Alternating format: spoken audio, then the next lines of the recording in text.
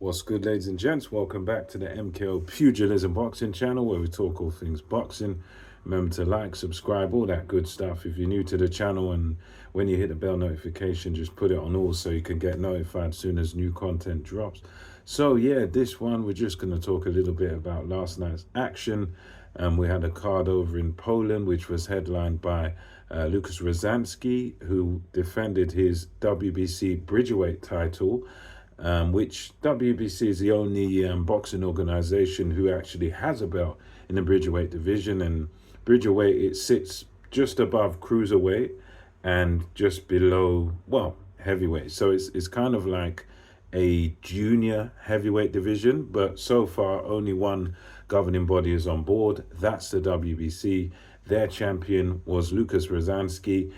He won the belt by basically fighting for the vacant belt against Alan the Savage Babbage. He knocked out Babbage in one round, and that's how we got here. Lawrence Okolie, he got the shot. There's not many fighters in that division. I think there's only like probably a handful. I don't even know if there's 10 boxers in the Bridgerweight division, but that's how we got to where we got to. Rozanski was a champion going in. Okolie was the challenger. There was a few doubts I had a little bit about Lawrence Okolie. Skill-wise, I knew that he had the ability to do this, the ability to win this fight, but based on his last performance against Chris Smith, he just didn't perform. He just wasn't up to par, and he hasn't really looked good, Lawrence Okolie, in a long time. So this was one of them where you know going in that Lawrence Okolie had the skill to win a fight, but it's the mindset, will he make it a hugging, a holding fest, and, or will he actually go in there with confidence and box confidently and do what we know he can do? And fortunately, it was the latter, as Lawrence Okolie, he went in there, and even before the fight, he was saying he needs a knockout. He needs to beat this guy by a knockout. If it's not in the first, it's going to be the second, the third, etc. So he went in there full of confidence. And fortunately for him, he managed to knock this guy out in the very first round, the opening round.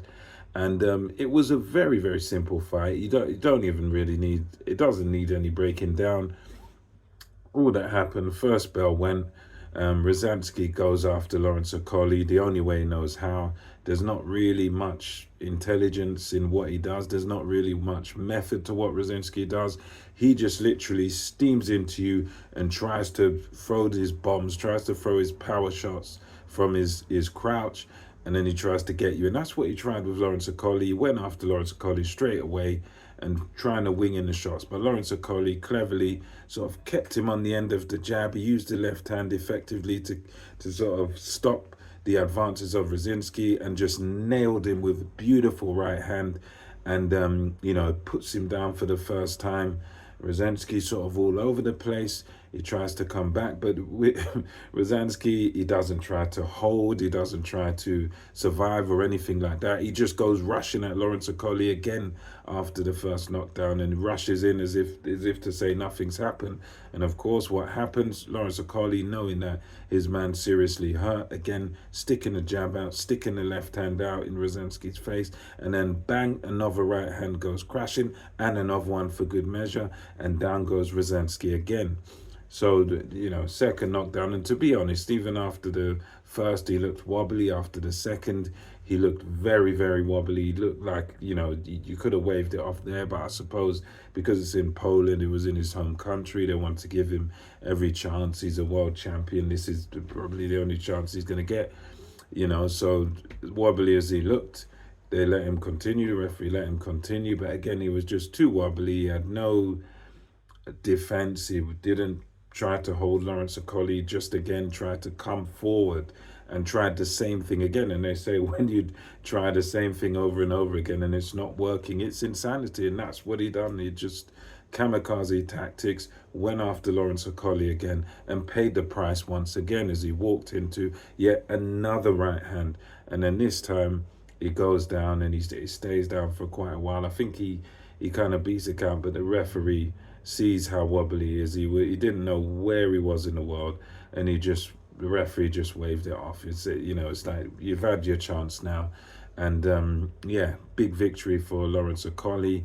He gets a belt back now, and you know, he doesn't avenge the Chris William-Smith loss, but at the end of the day, this is a good start for him. It's a good new beginning, and he may stay around at Bridgerweight, make a defense or whatever, or see if there's any sort of smaller heavyweights that want to come down. But I think this is one of those where it will do wonders for his confidence, because he's gone there, he's gone into someone's backyard. Admittedly, yeah, Rozanski, he's not the greatest of fighters, but you're still going into his backyard, and you box to instructions, you box well, and you got him out of there very, very early. So yeah, good performance by Lawrence Okolie, very, very good. And what it comes down to is just levels. Simple as that. It just came down to levels. Rozanski was on a low level. Lawrence Okolie is on a high level, sort of world-class level. And that was what showed really on that night, because you saw one man using skill in Lawrence Okolie, and Rozanski just kind of using bullish brute force and just walking into punches and getting knocked out, facing the consequences for the way he fights. So yeah, good performance by Lawrence Okolie. He's now the new WBC Bridgerweight champion.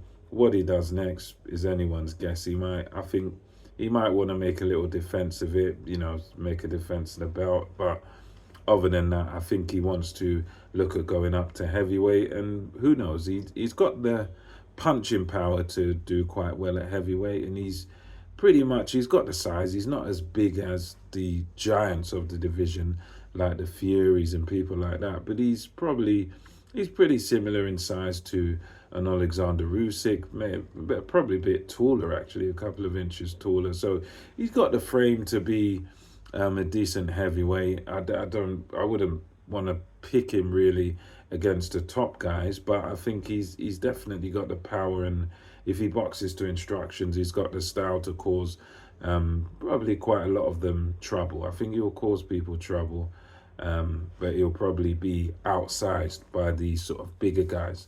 But anyway, let me know your thoughts about this. Lawrence Okolie, he's the new WBC Bridgerweight champion of the world. Congratulations to him, and that should boost his confidence now and onwards and upwards for him. Let me know your thoughts, and until next time, it's MKO Pugilism over and out. Catch you on the next one.